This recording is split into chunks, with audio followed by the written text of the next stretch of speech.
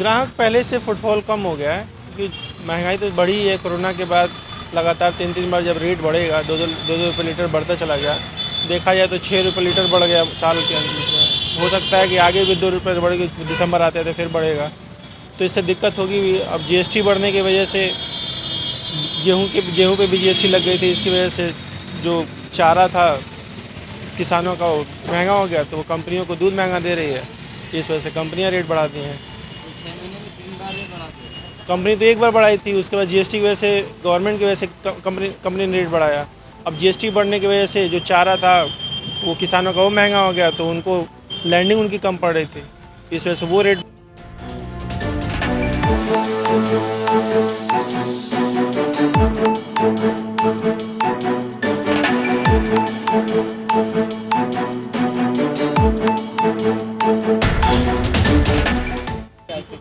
₹2 litre बढ़ा है, सबके मार पड़नी है ये महंगाई की। दही का रेट पहले ही ऑलरेडी बढ़ चुके थे, 1 महीने पहले दही के रेट ₹2 बढ़े ऑलरेडी, अब दूध का ही बढ़ गया आज से।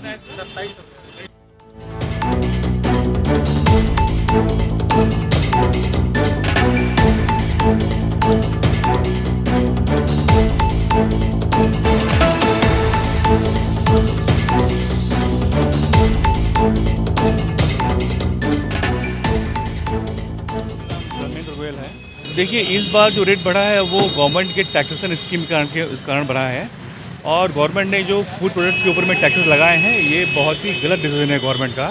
देखिए, एक आम आदमी को दूध एक बहुत मतलब मूलभूत आवश्यकता वाली चीज़ों में आता है, और एक अलग फूड है वो। एक तरह से अगर आप कुछ भी नहीं खाएं तो दूध से आपका काम चल जाता है। और सुबह मॉर्निंग में बच्चों को स्कूल जाना होता है तो सभी लोग दूध का प्रयोग करके जाते हैं, चाय बनाते हैं, हर एक चीज़ में प्रयोग होता है। तो उस कम्युनिटी पे आप टैक्स क्यों लगा रहे हो? आप हमसे डायरेक्ट टैक्सेस लेते हो, इनडायरेक्ट टैक्सेस लेते हो, उसके बाद आप हमारे ऊपर फिर से आप टैक्स लगा देते हो। एक गरीब आदमी, एक मध्यम वर्गीय परिवार के लिए, गरीब आदमी के लिए बहुत बड़ी समस्या है। जो लोग बहुत अमीर हैं उनके लिए तो कोई समस्या का कारण नहीं बनेगा, बट एक आम जनता के लिए समस्या का कारण है। इस पर सरकार को तुरंत कार्रवाई करनी चाहिए और मिल्क प्रोडक्ट्स और फूड प्रोडक्ट्स पे टैक्सेशन को तुरंत डिवाइड कर देना चाहिए। एक्चुअली ये मूलभूत सुविधाएं हैं। आप लग्जरी पे टैक्स लगाते हो वो ठीक है, आप 28% का टैक्स स्ट्रक्चर लगा के रखे हुए हो, आपने 18% का लगा के रखा हुआ है। आप अभी इतने साल हो गए जीएसटी को लगाए हुए, आप बढ़ाते चले जा रहे हो।